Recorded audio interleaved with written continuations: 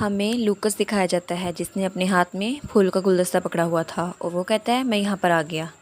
और फिर वो एथी को देखता है जो अपना सर पकड़ के बैठी हुई थी। वो कहता है तुम यहाँ पे क्या कर रही हो। तो एथी कहती है लूकस तुम आ गए।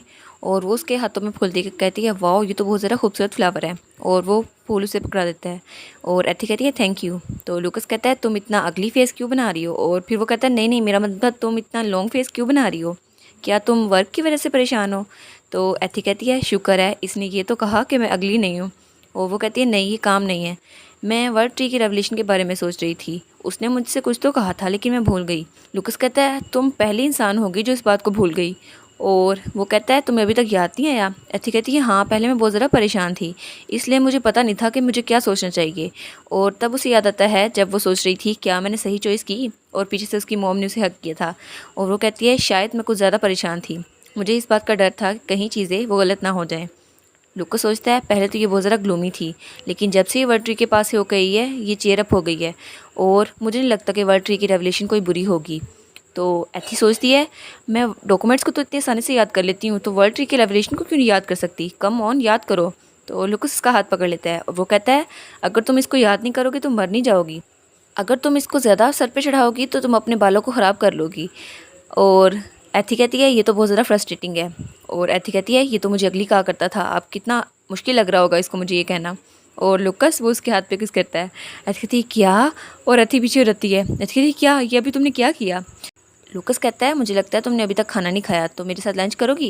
एथी कहती है नहीं मैंने डैड से प्रॉमिस किया था कि मैं उनके साथ लंच करूँगी। तो लुकस कहता है तो ठीक है डिनर मेरे साथ करना। एथी कहती है ठीक है। तो वो कहता है मैं बाद में आता हूँ और वो चला जाता है। और उसके जाने के बाद एथी वहाँ बैठ के लुकस के बारे में सोच रही होती है और उसके साथ गुजारे हुए सारे पलों के बारे में सोच रही होती है। एथी सोचती है लुकस का मेरी तरफ बिहेवियर वो चेंज हो गया कुछ दिन पहले, लेकिन ये बात तो मुझे खुद भी पता है। लुकस बहुत ज़्यादा हैंडसम है और मुझे पता है वो बहुत ज़्यादा मगरूर है लेकिन फिर भी वो मेरी तरफ अच्छा है। तब सीन चेंज होता है और एम्परर से पूछता है तुम क्या सोच रही हो, तुम्हारे दिमाग में क्या चल रहा है। तो एथी के मुँह से निकल आता है लुकस। और वो दोनों सामने बैठे थे और एथी कहती है क्या मैंने अभी क्या कहा। और वो कहती है नहीं नहीं मेरा ये मतलब नहीं था, उसका मुंह लाल था।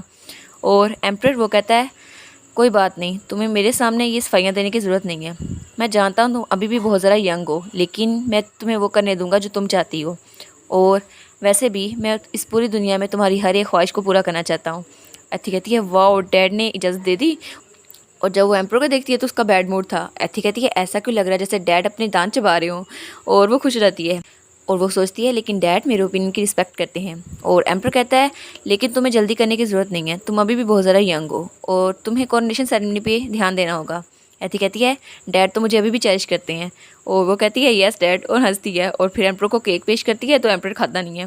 और एथी कहती है इस तरह टाइम बहुत जल्दी गुजर गया और कोरोनेशन सेरेमनी वो बस आने वाली है। और एथी कहती है कोरोनेशन गाउन वो रेडी हो चुका है और मैंने सबकी गेस्ट लिस्ट भी तैयार कर ली है। और एम्पर कहता है तो सारा काम हो गया। तो एथी कहती है हाँ। और एथी कहती है बस एक काम रह गया, अब मैं रात को सोऊंगी और हेल्दी रहूँगी। और एम्पर उसको देखता है। एथी कहती है क्या डैड क्या हुआ, आप मुझे ऐसे क्यों देख रहे हैं। तो एम्पर कहता है मुझे कहना होगा लेकिन मैं थोड़ा सा सैड हूँ। एम्पर वहाँ से खड़ा हो जाता है। एथी कहती है क्या। तो एम्पर कहता है तुम बस अब सोने के लिए जाओ, कल की सेरेमनी के लिए तुम्हें सुबह से तैयारी करनी होगी इसलिए तुम आराम से वहाँ लेटो। और फिर एम्पर फिलिक्स को कहता है फिलिक्स एथी को उसके पैलेस तक छोड़ाओ। तो फिलिक्स कहता है यस सर। और फिलिक्स और एथी वो दोनों जा रहे थे।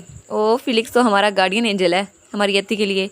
एथी पूछती है फिलिक्स डैड किस बारे में सैड थे। तो फिलिक्स वो मुस्कुराता है और कहता है आप कल हिज मैजेस्टी से खुद क्यों नहीं पूछ लेती। और एथी सोचती है हाँ मुझे पूछना होगा। फिर सीन चेंज होता है और हमें ज्वेलरी और मेकअप का सामान दिखाया जाता है और एथी उस पर मेकअप कर रही थी मेड्स, और मेड्स उसको देखकर बहुत ज़्यादा खुश हो जाती हैं। और हमें एथी दिखाई जाती है जो बिल्कुल तैयार थी और बहुत ज़्यादा खूबसूरत लग रही थी। और फिर एथी की फुल फॉर्म दिखाई जाती है। ओ अब एथी तो क्वीन लग रही है, प्रिंसेस से सीधा क्वीन, कितनी प्यारी लग रही है हमारी एथी। और सब मेड्स कहती हैं आप तो बहुत ज़्यादा अमेजिंग लग रही हैं प्रिंसेस, हमें नहीं पता था आप इतनी ज़्यादा वंडरफुल हैं। और लिली हमारी एथी के पास आकर कहती है प्रिंसेस क्या कोई चीज़ अनकम्फर्टेबल तो नहीं लग रही। एथी कहती है नहीं ठीक है। और एथी कहती है तो फिर हम चलें। और फिर उसे किसी के कदम दिखाई देते हैं और कोई सुबलाता है एथनीसिया। और सब मेट्स बहुत ज़्यादा पुरजोश लग रही थी और उनके सामने था एम्पर हमारा क्लॉड। और एम्पर बहुत ही ज़्यादा खूबसूरत लग रहा था। सारी मेट्स कहती हैं वाओ कितने डेजनिंग लग रहे हैं एम्पर। एथी कहती है डैड आप तो बहुत ज़्यादा हैंडसम लग रहे हैं। और एम्पर की फुल फॉर्म दिखाई जाती है जो कि खुद तो एक एम्पर था। ओह माय गॉड कितना हैंडसम है हमारा एम्पर। एम्पर कहता है तुम भी हमेशा की तरह खूबसूरत लग रही हो। एथी कहती है आज बहुत बड़ा दिन है ना, इसलिए मैंने बहुत ज़्यादा तैयारी की। और एम्पर उसको हाथ देता है और कहता है ठीक है तो चलते हैं। और उसके बाद हमें हॉल का सीन दिखाया जाता है जहाँ बहुत सारे लोग थे, जहाँ सब लोग बातें कर रहे थे कि प्रिंसेस को आज क्राउन प्रिंसेस बनाया जाएगा। और कुछ लोग बातें कर रहे थे कि एम्पर प्रिंसेस को बहुत ज़्यादा चेरिश करते हैं। और कुछ लोग बातें करते हैं कि मैंने सुना था कि इसके बाद बहुत ज़्यादा बैंक्वेट रखे जाएंगे। और एक लड़की कहती है लेकिन प्रिंसेस कैसी इंसान है, मैंने सुना था वो बहुत ज़्यादा खूबसूरत है, किसी फ्लावर की तरह, और बहुत ज़्यादा डेलिकेट है। दूसरी कहती है जब एम्पर ने अपने सामने झुकने के लिए कहा तो उन्होंने मना कर दिया और एम्पर को अपने जादू से हरा दिया। और सब लोग कहती हैं मुझे लगता है वो बहुत ज़्यादा कूल है, लेकिन उसकी वजह क्या होगी। और सब उनके बारे में बातें करी थी। और दूसरी लड़की कहती है क्या ये सच है कि प्रिंसेस बहुत ज़्यादा खूबसूरत है। दूसरी कहती है हाँ बिल्कुल, मैंने तो सुना था उनकी खूबसूरती के चर्चे बाहर के मुल्क में फैले हुए हैं। और तब हमें लुकस दिखा जाता है जो कहता है इसका तो बहुत अच्छा इमेज बना है। और सब लोग एथी की बहुत ज़्यादा तारीफ़ें कर रहे थे। और लुकस सोचता है मुझे लगा था उसके डैड की ट्रीटमेंट की वजह से उसका इमेज बुरा बन जाएगा, लेकिन लोगों की ऐसी बातें सुन के मुझे लगता है मुझे इनकी मेमोरीज मिटानी नहीं पड़ेगी। और लुकस कितने अच्छे हो ना तुम। और फिर हमें इकाइल और ड्यूकल्फिस दिखा जाते हैं और इकाइल कुछ ढूंढ रहा होता है। ड्यूकल्फिस कहता है इकाइल तुम क्या कर रहे हो, रास्ता इस तरफ है। तो वो कहता है बस मैं प्रिंसेस को ढूंढ रहा था सेरेमनी स्टार्ट होने से पहले। ड्यूकल्फिस सोचता है तुम वैसे भी तो उसको देखने वाले हो जब सेरेमनी स्टार्ट हो जाएगी। और फिर हमें क्लॉड और एम्पर दिखाया जाता है।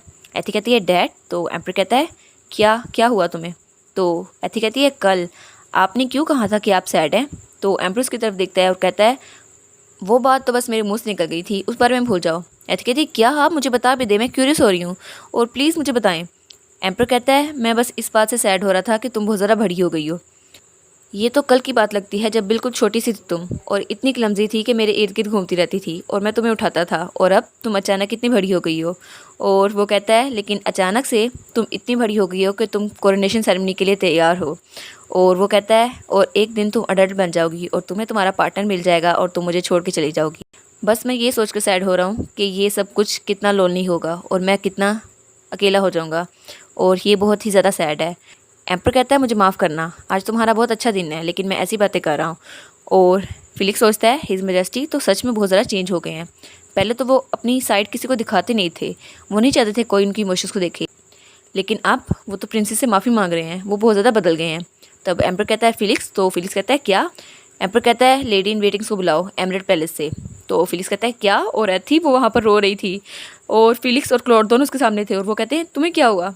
फिलिक्स कहता है प्रिंसेस आप रो मत, आपका मेकअप ख़राब हो जाएगा और मैं अभी लेडी इन वेटिंग्स को बुला के लाता हूँ। और तब 2 गेट से इकाइल और लुकस आते हैं और वो सब वहाँ पर थे और एथी वहाँ पर रो रही थी। और वो दोनों एक दूसरे को देखते हैं और लुकस कहता है तुम यहाँ पे क्या कर रहे हो। तो ड्यूकल्फिस कहता है मैं तो प्रिंसेस को देखने आया है, तुम्हें कोई मसला है। और वो दोनों क्लॉड और एथी को देखते हैं और वो कहते हैं यहाँ पर हो क्या रहा है। और एथी सोचती है मुझे कोई क्लू नहीं था कि डैड इस बारे में ऐसा सोचते हैं, और मैंने कभी रियलाइज़ नहीं किया था कि डैड मेरी इकलौती फैमिली है। और वो कहती है डैड मुझे माफ़ कीजिएगा, मुझे नहीं पता था कि आपको ऐसा महसूस होगा। और वो एम्पर के गले लगती है और कहती है मैं कभी भी शादी नहीं करूँगी। इकाई लुकस और फिलिक्स उनको देखते हैं और एम्पर को एथी ने गले लगाया हुआ था। वो कहते हैं यहाँ पे हो क्या रहा है। और तब लुकस इकाइल की तरफ देखता है और इकाइल लुकस की तरफ देखता है। तो लुकस कहता है क्या ये अभी तक ये महसूस करती है। और वो इकाइल को देख के कहता है तुमने ऐसा फेस क्यों बनाया हुआ है, तुम स्माइल नहीं कर सकते। वो तुम्हारे बारे में भी यही सोचती है।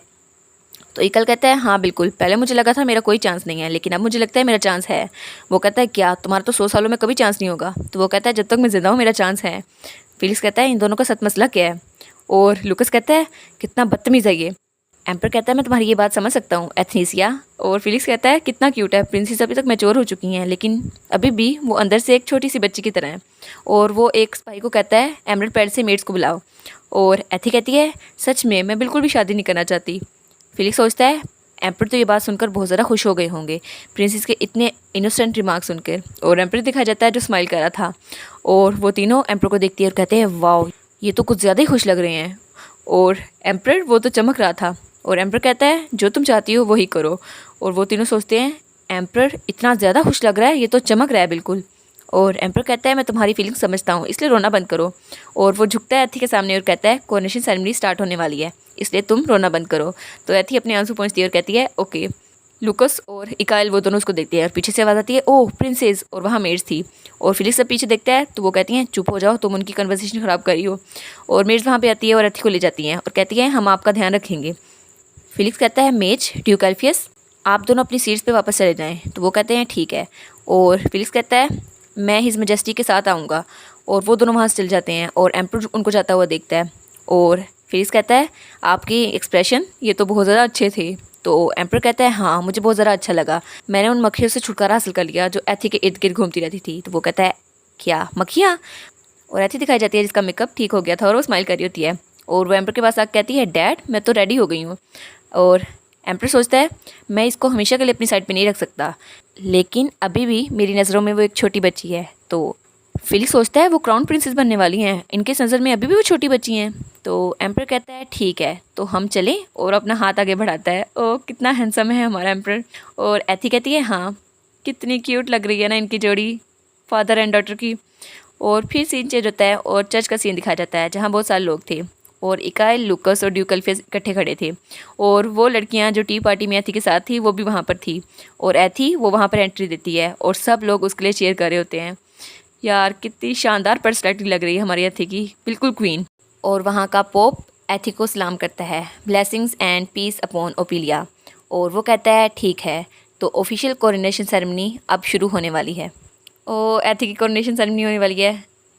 और इसी के साथ ये वाला पार्ट यहाँ पर ख़त्म। तो आप लोग बताइएगा आपको ये पार्ट कैसा लगा।